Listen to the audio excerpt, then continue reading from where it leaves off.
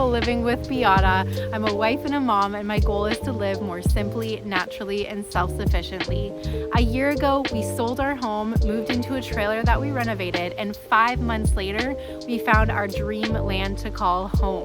The last few months, I've been clearing our acre for our homestead and our permaculture food forest. Now I'm moving on to fencing in that acre for super cheap, and I'm super excited to be using my brand new chainsaw log debarker.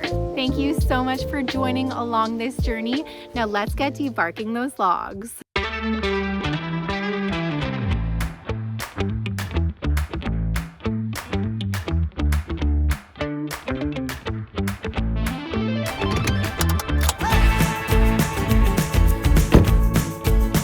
So I am here at the property, and this week I'm super excited because I am going to use my chainsaw log debarker attachment. I went back to the chainsaw store where I bought my new chainsaw. If you saw my video last week, you would have learned that my chainsaw log debarker does not fit my chainsaw, but we found out it actually does. So they sent a separate sprocket that fits my chainsaw chain pitch. But when we went to go get the sprocket switched out, it was like it was stripped. We could not get the bolt out to switch out the sprocket. So we have returned that one, and a new one has since come in. Anyways, let's get started.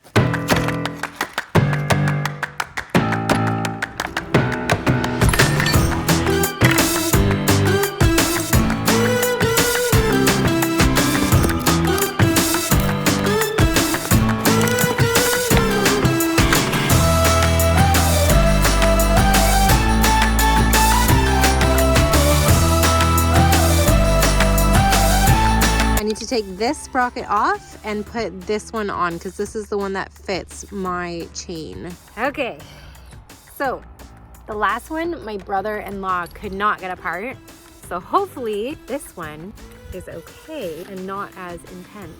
I should have a vice grip and I should be at a workbench. I don't know what I was thinking. That's just turning the wheel. Righty tighty, lefty loosey. How does this work? Instruction manual. Why do things need to be so complicated, is my question. Trying again for the 1 millionth time.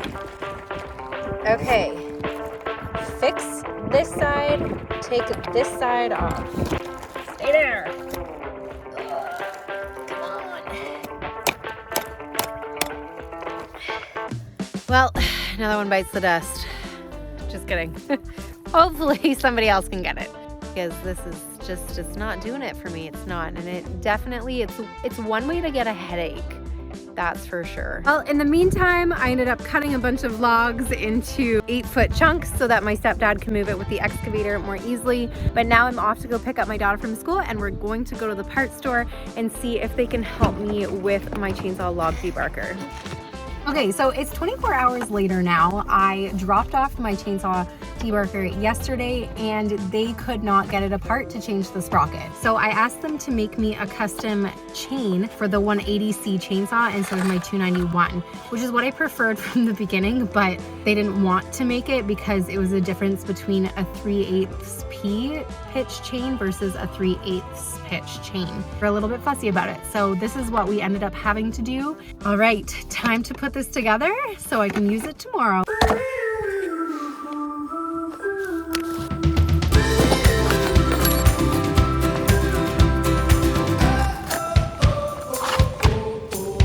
I was really hoping to be able to use this pre-drilled hole in this bar here, but it looks like the chain is not gonna fit, so I have to kind of reconfigure it and drill 2 holes, and hopefully that will work.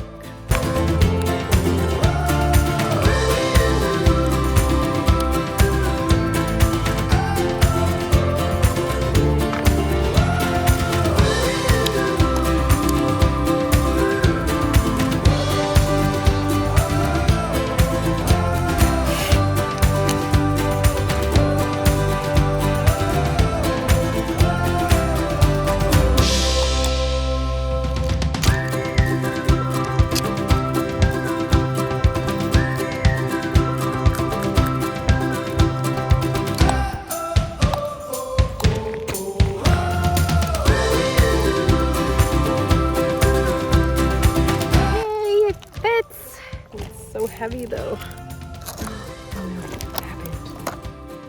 So it's on, not very well, but like literally this is not gonna work.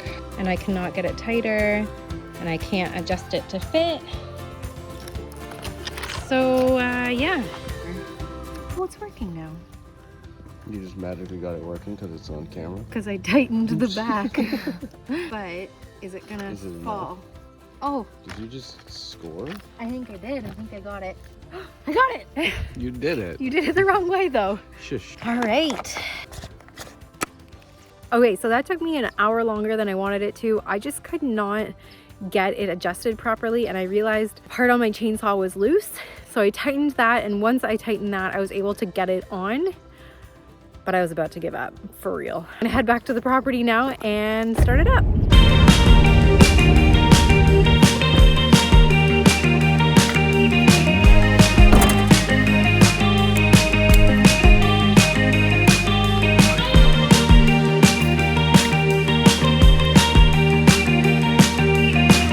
I'm gonna get started with debarking my posts. There are so many of them. I think I have about 60, so we'll see how it goes.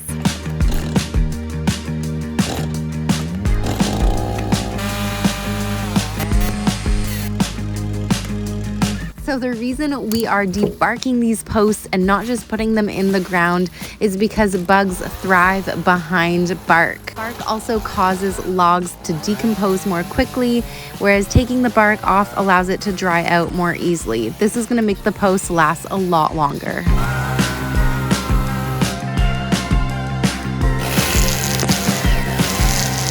This is like unbelievably satisfying.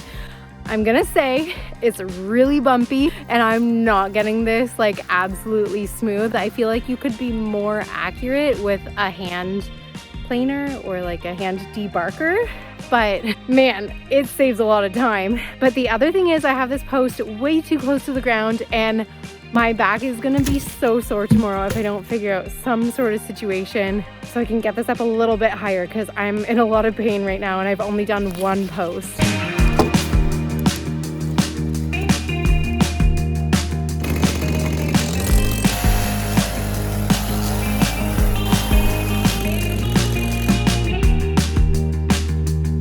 Okay, I think I'm getting the hang of this. The other thing I'm noticing is I have to go really slow around where the knots are because there's still some like bumpy areas, and that's what's making those areas super rough.